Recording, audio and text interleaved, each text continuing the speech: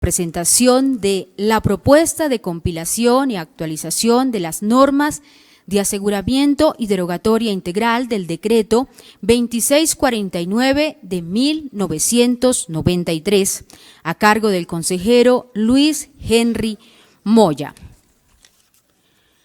El consejero Luis Henry Moya es contador público, especialista en auditoría internacional, revisoría fiscal y estándares internacionales de información financiera, con más de 20 años de experiencia en firmas multinacionales de auditoría y consultoría. En el campo docente se ha desempeñado como profesor de pregrado y posgrado en reconocidas universidades en áreas de auditoría, revisoría fiscal, normas internacionales de auditoría, normas internacionales de información financiera. Es conferencista y autor del libro Manual de Políticas Contables para Pymes, editado por Legis Editores S.A. Actualmente es consejero del Consejo Técnico de la Contaduría Pública. Le damos paso al doctor Moya. Muchas gracias. Bueno, muy buenos días para todos. Agradecer al Ministerio la convocatoria a este evento. Para nosotros como Consejo Técnico de la Contaduría realmente es grato poder compartir con ustedes este tipo de normas y la actualización correspondiente. El último evento lo habíamos hecho en el año 2017 y creo que es importante que conozcamos cuáles son los cambios normativos que se originarían a partir del 1 de enero del año 2020. En esta primera parte vamos a comentar los cambios que se originarían en lo que tiene que ver con las normas internacionales de auditoría y normas de aseguramiento. Iniciamos con la regulación actual y en este caso vamos a encontrar un anexo adicional para el decreto 2420. Esto significa que este anexo 6 corresponde a la derogatoria total del decreto 2649. Este fue un trabajo que desarrollamos por más de un año, en el cual se recibieron más de 38 comentarios, se hicieron varias mesas de trabajo con algunas superintendencias, principalmente con la Superintendencia de Sociedades y por supuesto el área de regulación del Ministerio de Comercio, Industria y Turismo. Y después de ese proceso de discusión se llegó a una conclusión y es el decreto 2649 queda derogado. Recuerden que teníamos una derogatoria tácita en el decreto 2496, ahora tenemos una derogatoria explícita en este decreto. Razón por la cual, al hacer el análisis de cada uno de los artículos que contenía el decreto 2649, se llegó a la conclusión de que quedan vigentes 4 artículos. Y esos 4 artículos son los que hacen parte integral de este nuevo anexo, del anexo número 6. Y esos 4 artículos son el artículo 29, que tiene que ver con estados financieros extraordinarios. En los nuevos marcos normativos el concepto de estados financieros extraordinarios no se encuentra. Se encuentra el de estados financieros de propósito general, el conjunto de estados financieros intermedios, pero estados financieros de propósito extraordinario no, y este fue un requerimiento prácticamente de la Superintendencia de Sociedades para cuando hay procesos de liquidación oficial, razón por la cual este artículo queda vigente. El segundo artículo es el artículo 56, que tiene que ver con asientos contables.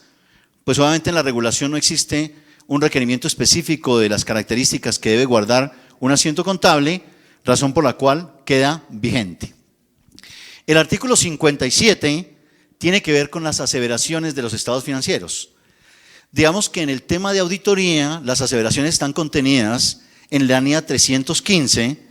Sin embargo, en el tema contable no hay un requerimiento expreso de cuáles son las aseveraciones que el preparador de la información tiene que considerar.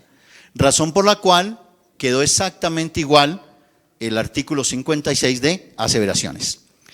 Y finalmente el artículo 77, que tiene que ver con pensiones de jubilación. Este artículo fue un requerimiento directamente del Ministerio de Hacienda por los lastres que se originan todavía en lo que tiene que ver con pensiones de jubilación en el tema fiscal. Entonces, digamos que el Ministerio de Hacienda invocó algunos requerimientos específicos, normativos, legales, y por esa razón queda vigente el artículo 77. Y queda el título tercero, todo lo que tiene que ver con documentación. Cómo se llevan los libros de contabilidad, cómo se llevan los soportes, el registro, la permanencia, el tiempo de disposición y demás, eso se sigue manteniendo.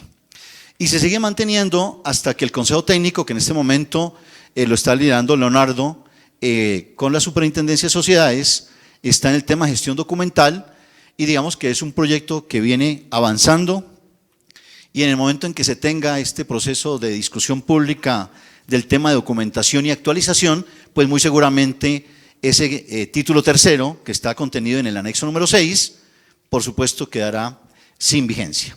Eso es lo que tiene que ver con el decreto 2649. Creo que con esto cerramos el ciclo del marco normativo anterior y creo que estamos esperando o tenemos varias expectativas allí. Una de ellas es que se cierre finalmente, porque cuando uno va a ciudades intermedias, incluso en algunos casos aquí en Bogotá, todavía hay empresas que siguen aplicando el decreto 2649. Entonces vamos a ver con este tema que queda ya expresamente derogado, qué sucedería con los marcos de información financiera y si este elemento le daría un impulso para que se sigan aplicando, o más bien, se apliquen los nuevos marcos normativos. El siguiente aspecto tiene que ver específicamente con el anexo número 4 de las normas de aseguramiento de la información. Y en este contexto, el primer cambio tiene que ver con la NIA 701. Recordemos que la NIA 701 fue incorporada en el decreto 2170 y tiene vigencia de aplicación 1 de enero de este año, 2019.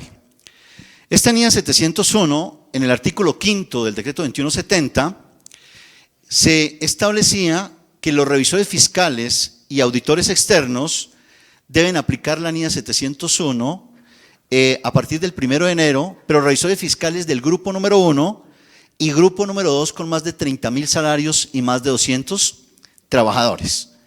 Y la obligación era 1 de enero del 2019. Ahora, entendiendo 2019 son los estados financieros que se originarían a partir de allí, no con corte 31 de diciembre del 2018. Este tema en particular se recibieron varios comentarios, incluso uno de ellos a través del Ministerio de Comercio, en el cual algunas firmas y contadores independientes hacían mención a que estábamos excediendo las atribuciones como Consejo Técnico de la Contaduría al plantearle que los revisores fiscales del grupo número 2 y entidades que no eran cotizantes del mercado público de valores aplicaran la NIA 701. Este también fue un trabajo que se desarrolló durante más o menos 7 meses. También se hicieron algunas mesas, principalmente con una mesa ad hoc que tiene el Consejo Técnico, que es el Comité de Aseguramiento, que la Secretaría Técnica la ejerce el Instituto Nacional de Contadores Públicos. Hicimos una serie de encuestas y recopilación de información de otros países en la aplicación de la NIA 701.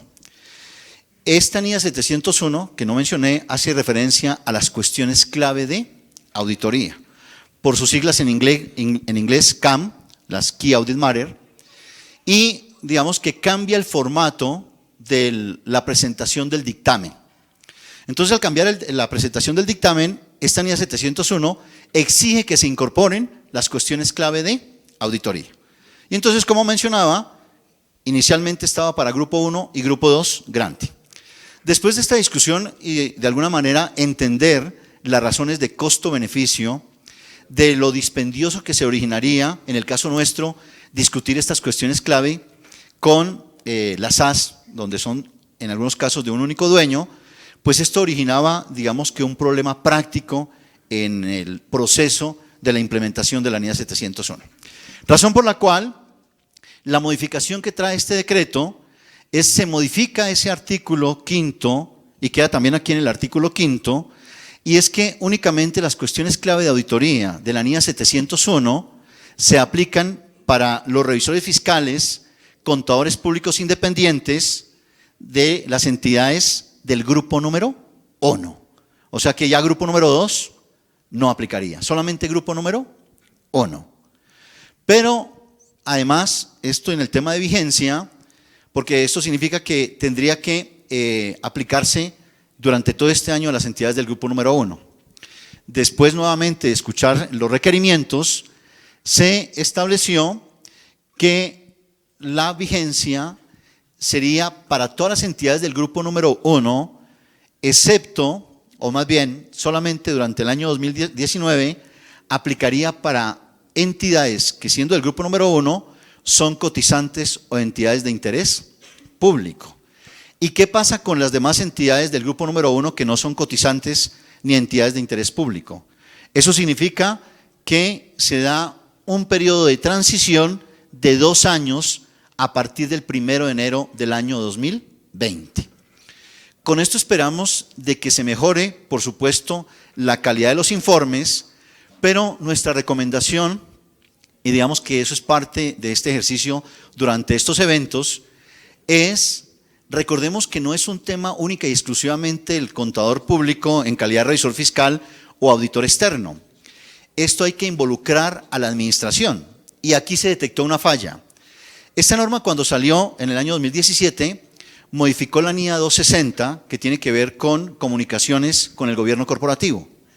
En esta NIA se indicaba que el auditor externo, en el caso nuestro, revisor fiscal, debería haberle informado a la alta dirección o al comité respectivo de que la norma entraba en vigencia 1 de enero del 2019 y que el modelo del informe cambiaría.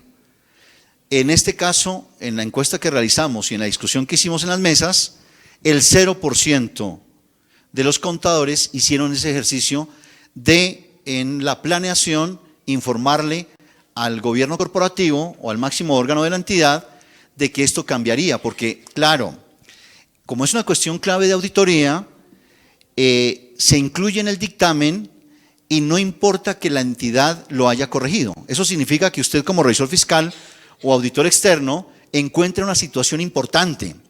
Ejemplo, no calcularon el impuesto diferido, no calcularon el deterioro de ciertos activos, y esa situación es importante.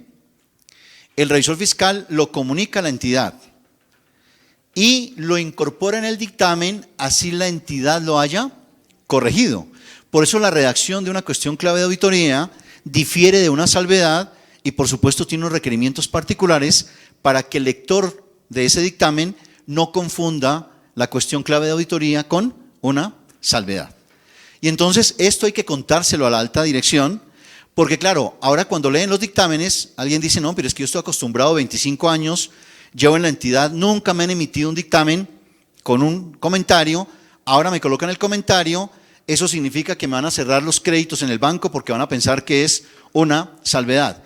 Y noten que allí nos toca hacer un esfuerzo adicional, porque muy seguramente este tema también lo tenemos que compartir con las instituciones que hacen uso de los estados financieros y del dictamen del auditor o del revisor fiscal, para que cuando sea una cuestión clave de auditoría, se entienda que es una cuestión clave de auditoría y que no es una salvedad. Entonces, reiteramos, la cuestión clave de auditoría tiene una redacción particular y por supuesto es diferente a la redacción de una salvedad. Entonces, estos 2 años, lo que se prevé es que efectivamente los contadores públicos hagamos el ejercicio y por lo menos, si no se ha hecho, en la planeación del año 2020 se informe a la alta dirección en qué consiste y cómo se va a estructurar el nuevo dictamen.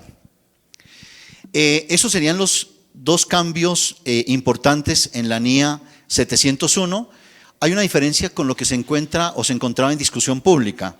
En la discusión pública se había planteado que fueran 3 años, finalmente luego de reunirnos con el ministerio, por algunos requerimientos adicionales, se determinó que 2 años son suficientes. Además que los 2 años se cuentan a partir del 1 de enero del 2020, o sea que sería 2020 y 2021. O sea que esta norma entraría 1 de enero del 2022. El segundo aspecto tiene que ver con las enmiendas. Entonces, este año no tenemos normas nuevas, tenemos solamente enmiendas, y creo que aquí vale la pena resaltar. Recuerden que en nuestro proceso de discusión pública, todos los cambios que se originan entran en vigencia 2 años después. Aquí no hay estos 2 años después, y ya nos lo han preguntado varias veces, y la razón es la siguiente. La razón es que todos los cambios que se originaron son cambios como enmiendas, mejoramiento. No hubo una norma nueva, razón por la cual no aplican los 2 años. Entonces, desde ese punto de vista, todas estas normas entran en vigencia 1 de enero del año 2020. Este es el panorama de las 47 normas de aseguramiento que tenemos en Colombia, de las cuales las que tenemos resaltadas aquí en amarillo está la primera, que son normas internacionales de auditoría. La segunda tiene que ver con las normas de aseguramiento. Eso significa que en estas 37 normas hay cambios. Y, por supuesto, aquí en las normas de aseguramiento se incorporó el marco conceptual de la norma de aseguramiento y se modificó la ISAE 3000. Tal vez allí es donde va a tener un poco mayor de impacto. No se modificaría para el caso del revisor fiscal, sin embargo, allí haré algunas acotaciones particulares. Dado que hay varios cambios en este proceso también nos llevó a un tema importante, porque este año logramos un elemento adicional que hemos venido trabajando conjuntamente con el Ministerio, y es que compilamos ya el anexo número 4. Si ustedes recuerdan anteriormente, las normas de auditoría de aseguramiento estaban irrigadas en 4 decretos. Lo que hicimos este año fue compilar, este anexo quedó aproximadamente 1186 páginas, pero lo interesante es que ya se puede consultar en un solo anexo la totalidad de las normas de auditoría y aseguramiento. O sea que las 47 normas, incluida control de calidad y el código de ética, están incorporadas en el anexo número 4. Solamente un elemento allí que creo que es importante mencionar, y es: en Colombia no hemos adoptado el código de ética estructurado. Eso significa que será un tema que estaremos trabajando en el año 2020, razón por la cual, si ustedes hacen un comparativo entre la versión que tenemos en Colombia y la versión que tiene IFAC publicada, probablemente encuentran algunas diferencias respecto al código de ética.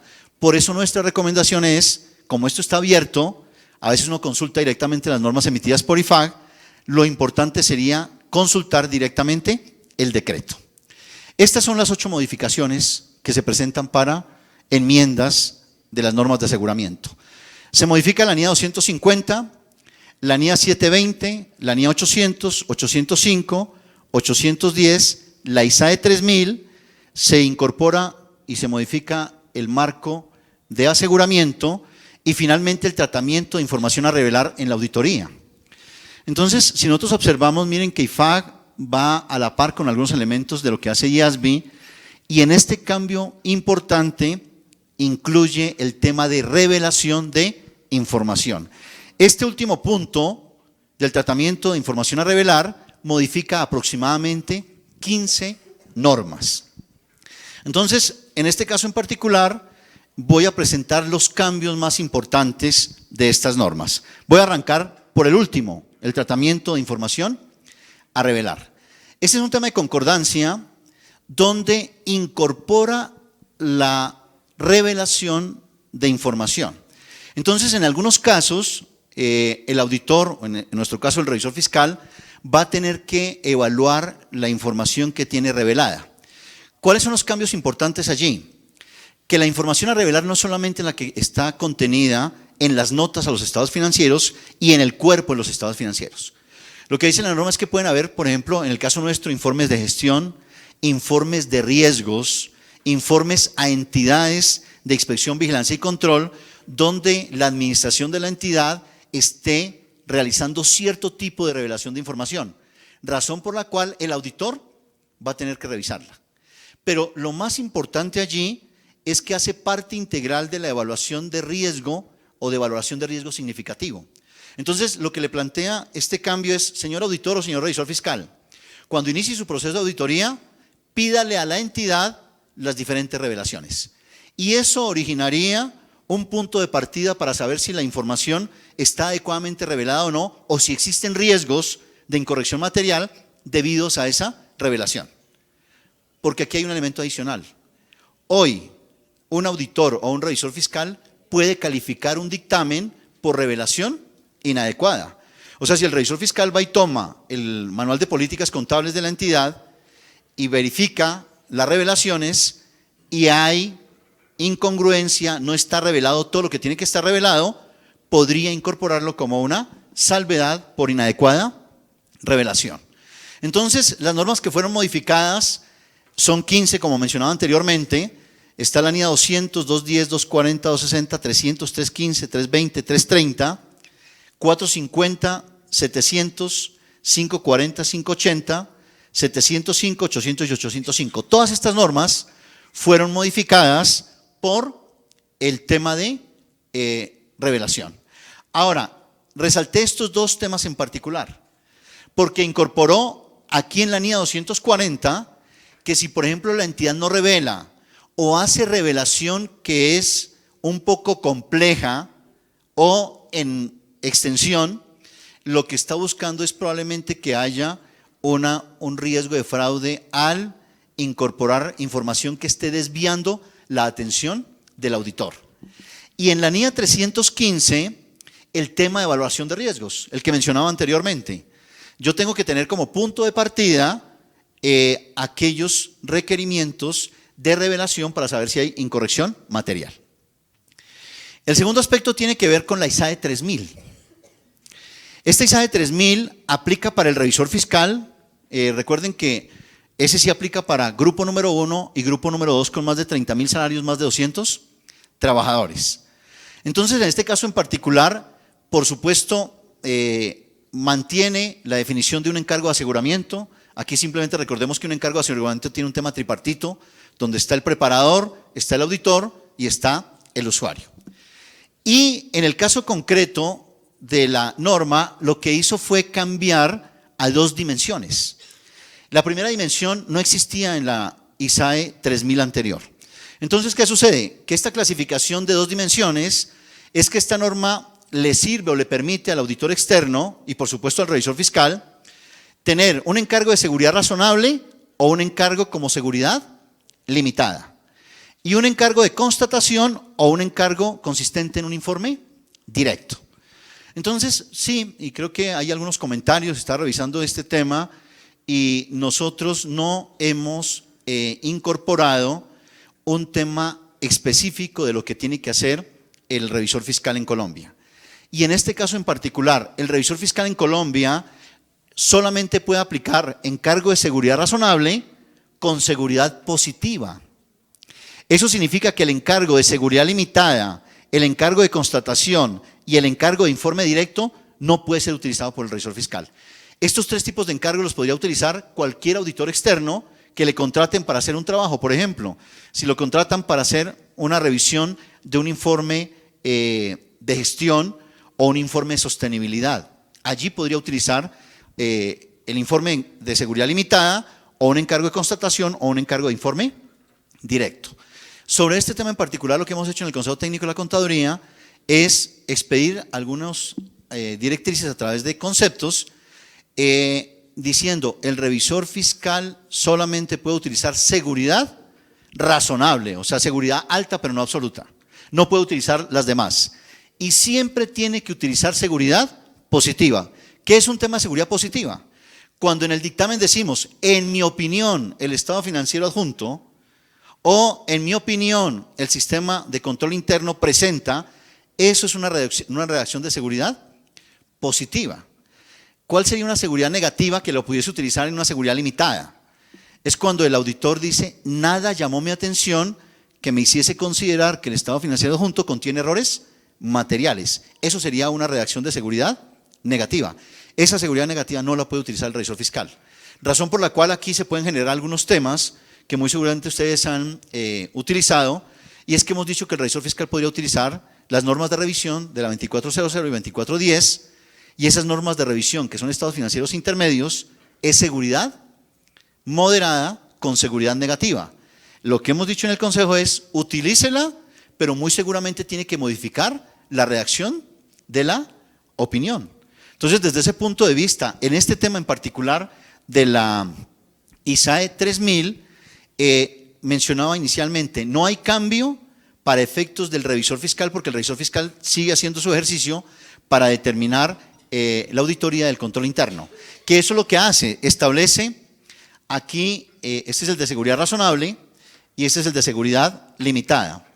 En el caso del revisor fiscal, que mencionaba que no puede utilizar el tema de constatación, lo utiliza es para evaluar el sistema de control interno. y eso es lo que se determina el subyacente, o sea que esa fue otra palabra que incorporó en auditoría, en la ISAE 3000, el subyacente es la materia objeto de auditoría. En el caso del revisor fiscal, el subyacente será el sistema de control interno. Y finalmente, en este tema del encargo de constatación, es un elemento nuevo que le da como herramienta a los auditores independientes para que en el caso de que los contraten pudiesen desarrollar un trabajo, como mencionaba, en un tema de informe de gestión, en un tema de sostenibilidad e inclusive en un tema de cumplimiento normativo. Aquí la condición particular es que este encargo de constatación lo hace un profesional independiente al ejerciente. Eso significa que una de las razones por las cuales no la puede utilizar el revisor fiscal es porque lo hace un tercero y en un informe de constatación, inclusive a veces ese tercero hace parte integral de la preparación o de la evaluación. Y entonces esto tendría un problema de independencia. Por esa razón, este informe de constatación no podría ser utilizado para el ejercicio del revisor fiscal. Esos son los grandes cambios que ustedes van a encontrar en las normas de auditoría y aseguramiento. Las demás, pues hemos considerado que son de menor importancia porque lo que cambia es el formato. Entonces, cuando mencioné la NIA 705, la 710, la 720, realmente cambia el formato porque se incorpora el tema de las cuestiones clave de auditoría. O sea que la cuestión clave de auditoría, para cerrar, no es únicamente en el dictamen del revisor fiscal o del auditor externo sobre estados financieros. Podría ser sobre una cuenta o sobre un solo estado financiero. Entonces allí también podrían haber cuestiones clave de auditoría. Y un elemento adicional que me estaba quedando por fuera. En esta norma exige el tema de la evaluación del negocio en marcha. O sea que ahora en el dictamen hay que hacer referencia a que la auditoría se hizo considerando la hipótesis de negocio en marcha. Allí tal vez que es importante resaltar que esa evaluación no la hace de forma independiente el contador público, sino que la administración tuvo que haber preparado un informe diciendo que hizo evaluación de hipótesis de negocio en marcha para que el auditor, o en este caso el revisor fiscal, pueda evaluar ese informe y determine que efectivamente la hipótesis de negocio en marcha continúa y no tiene ningún efecto a la hora de la emisión del dictamen. Esos son los temas más importantes que ustedes van a encontrar a partir del 1 de enero del 2020. El decreto esperamos que salga en el mes de diciembre y lo que nos estamos en este momento es anticipándonos un poco a contarles en qué consisten esos cambios. Muchísimas gracias, muy amables.